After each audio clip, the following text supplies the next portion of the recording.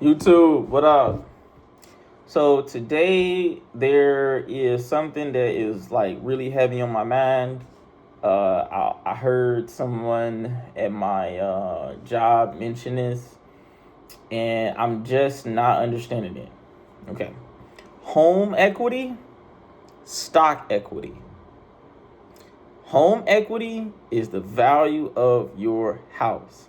Stock equity is the amount in your stock portfolio, usually a brokerage account. So, which would I prefer? This isn't financial advice. I'm not fiduciary, none of that. I prefer stock equity. Home equity is dead money unless you sell your home, cash out refinance, or use a HELOC. Two of those out of the three, you have to have a credit check and proof of income, right? Third one, selling your home, never guaranteed. Never guaranteed. So I pulled up some numbers, right? So long-term stock return between 7-10% annually. Real home price appreciation, 1-3%, inflation adjusted. So I'm not understanding why people think a single family non-income producing home is an asset. It's not an asset. It doesn't produce anything, and it only takes. So they say, oh, well, you build in equity, but you're doing the same thing if you invest in stocks still. You're doing the same thing at a higher annual percentage return. And they say, oh man, but you're gonna have ownership. No. Property tax, you don't pay it, you lose it. Doesn't matter if you had the home for 40 years, 50 years, 60 years, you're gonna lose it. So some people think, oh, I put my 3.5%, I put my 5%, I put my 20%, and I got access to 100% leverage. Well, not 100% leverage, but I get this asset that's worth this much, and it's mine's on paper, and I get to bonus depreciate. I get to write off my mortgage interest. That's only sustainable if you have income. That's only sustainable if you have income. You've now tied yourself to a location that you don't know what it's going to do in 30. There is no way that someone can know what's going to happen at a specific location in 30 years. However, with something like the S&P 500 index, for the last 100 years, it's done this 7% annual return. So a lot of people think that it's like a force. Okay. So when you are paying off your mortgage, you're building equity. But it's not producing you anything. Tax advantages are end of year. That doesn't matter during the year. That doesn't matter in your day-to-day, weekly, monthly life. That doesn't matter when you have to pay something every month. A single family home that you live in is just the quality of life you want on a day-to-day basis. That's all it is. The moment you go duplex, triplex, fourplex, you now create the argument because it's an income producing property. A single family home is not an asset. If it is not producing income, it's not an asset. If it only gives you things that you can use to your advantage during taxes and paying taxes, it's not an asset. If it does not produce cash flow,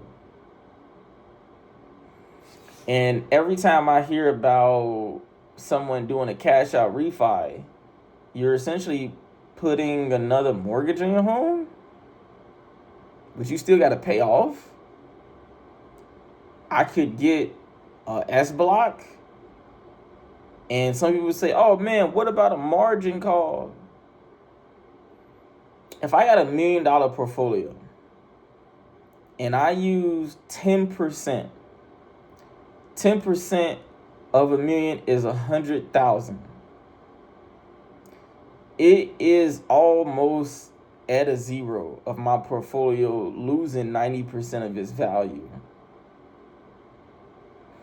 Even if I was invested in all type of super volatile, even though I wouldn't do that, I would keep my, again, I'm going to show my portfolio eventually.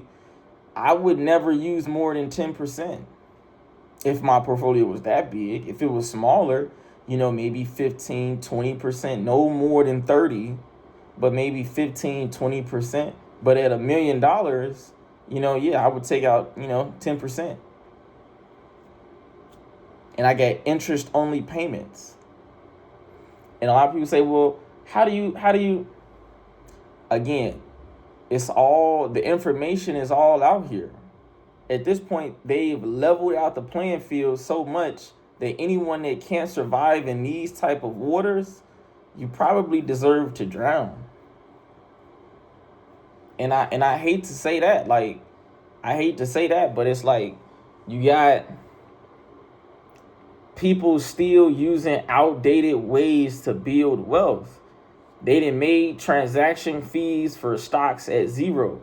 You can't just go buy a house for zero. The barrier to entry on this is growing. The barrier to this has been lowered so far that it's like, and then when you put any metric, like when you use, some people say, well, stocks did this stuff. If you use a 20% down payment on an investment property, and you used whatever monthly contributions you were going to have to get for the mortgage on the investment property over the 30 years, however long you, for 15 years, 30, whatever, you know how much money that would be? A home, and people say, oh, well, you paying taxes on the dividends, okay. They have specific ETFs where you can not pay taxes on the interest, state and locally. They have ETFs where you are exempt from AMT and federal income tax. The interest from them is actually exempt from federal income tax. They got some that is exempt from state and local tax, which can offset in high taxes in a state where they're high. And they have broad-based index funds, and all of those things require one sheet, hand them. You can simplify. People keep asking people, why is the wealth? And so my question is, you have to ask yourself, where is all the liquid millionaires' wealth at? Why do they keep their money in liquid assets only? Because it keeps them versatile. They're mobile. They can pick up and go. Someone who's on year 18 trying to build equity in a home has so much of an incentive to stay and not sell, because they can sell in a down year. They can sell in a high interest environment. They can sell in a buyer's market. It's too many factors outside of your control when you're trying to build wealth with a asset that when you put the money in, you can't get it back out right away, or you may not be able to get it out, or it's growing so slow and your property tax can increase, and the things can increase so much on it that it just becomes a higher cost asset to maintain. So again, I'm gonna hit this topic a few different times, and I'm gonna say it at the end. A single family home, a single family non-income producing home is not an asset. It's not an asset. That is obsolete. And just stay tuned for the next videos. Like, comment, and subscribe. And we're going to keep these conversations going so we can open people's minds to creative financing and creative financial ideas.